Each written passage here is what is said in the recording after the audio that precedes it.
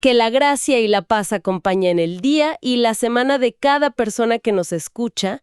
La verdad estoy muy emocionada de abrir este espacio hoy para una nueva inmersión profunda. Vamos a entrar de lleno al capítulo 9 del Evangelio de Mateo y para desglosar la magnitud de este texto nos estamos apoyando en las riquísimas notas de estudio de dos Biblias muy prominentes. Así es, estamos usando la Biblia de Estudio Holman y la Biblia de Estudio Nueva Biblia de las Américas, la NNA, y es un texto increíble. Totalmente.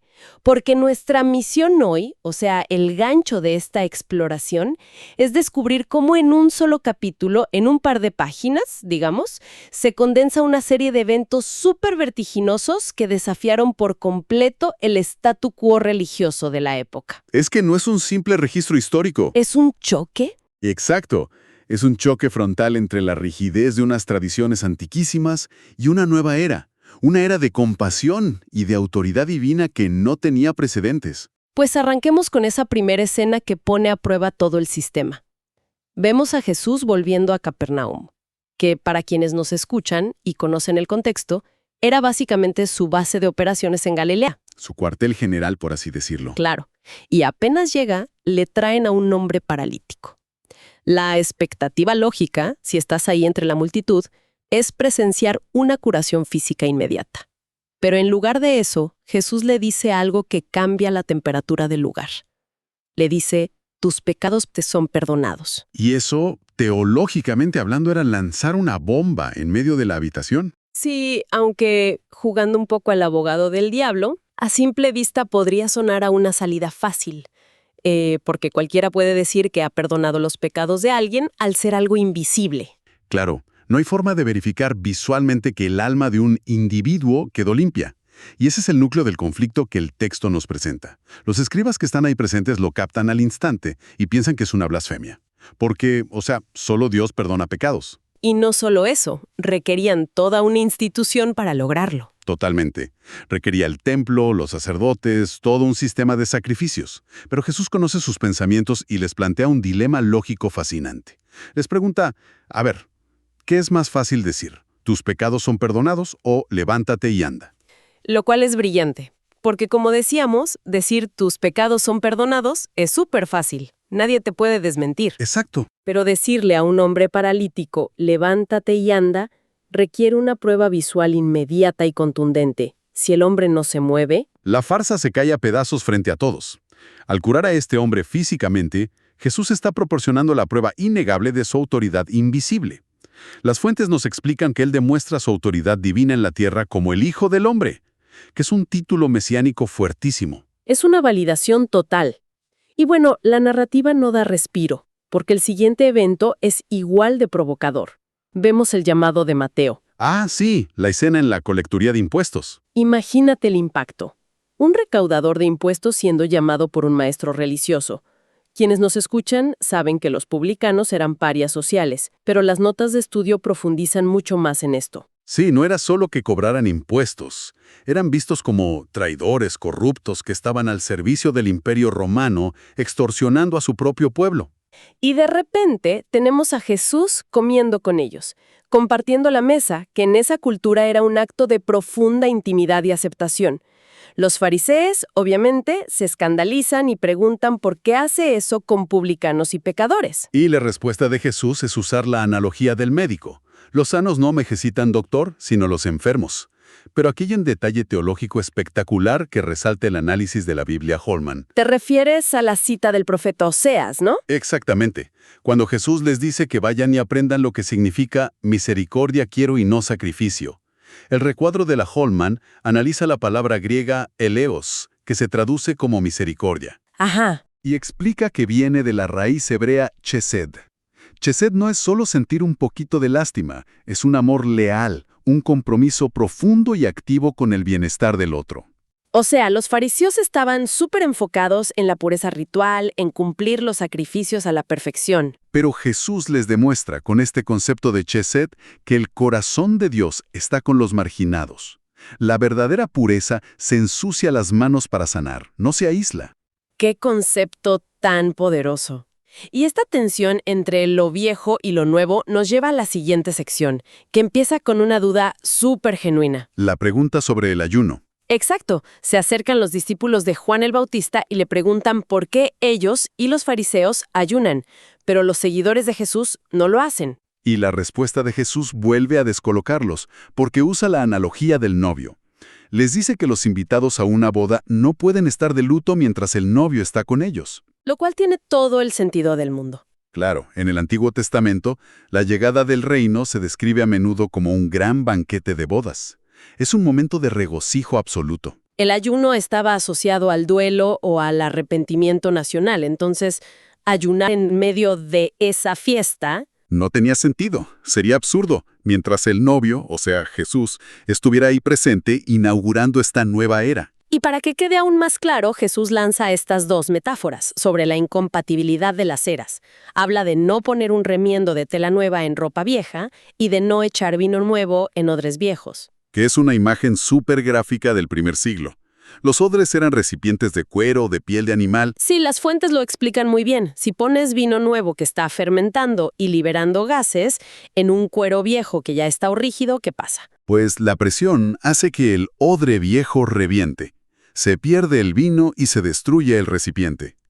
El significado de esto es fundamental para entender todo el capítulo. A ver, explícanos un poco más de esa conexión.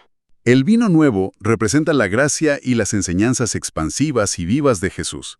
Y los odres viejos son esas estructuras judaicas tan rígidas de la época. Las tradiciones, el legalismo.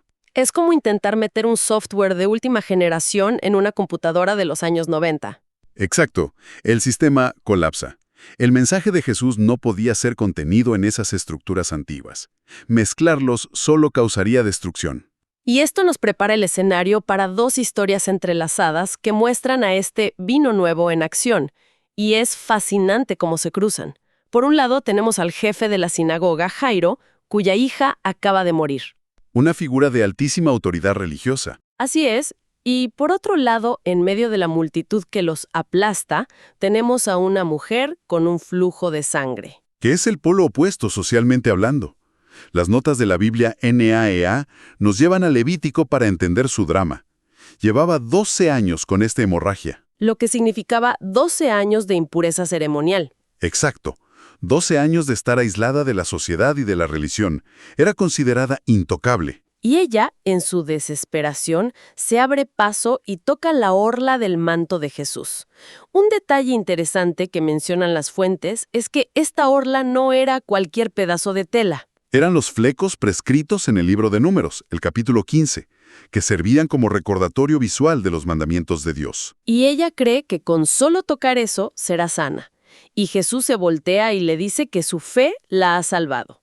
Las notas aclaran que no fue la magia del manto, sino la autoridad divina respondiendo a su fe. Igual, Jesús debió haberse contaminado al ser tocado por ella. Pero ocurre lo contrario. Su poder la purifica a ella. Sí. Y luego este mismo principio choca con la muerte misma cuando llegan a la casa de Jairo. Las fuentes mencionan un ambiente de luto pesado con tocadores de flauta. Que eran plañideras profesionales, contratadas para funerales. Su presencia confirmaba que no era un desmayo, era un luto real. La niña estaba muerta.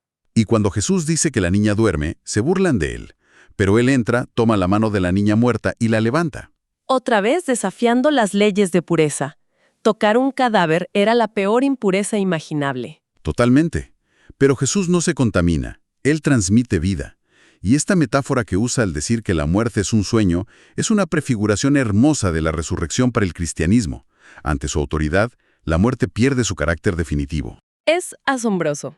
Ahora, ante una evidencia tan abrumadora, vemos diferentes reacciones. Y aquí el capítulo se pone tenso. Después de esto, Jesús sana a 2 ciegos que le gritan, «Hijo de David». Un título sumamente importante. Las fuentes lo conectan con las promesas de Isaías 35.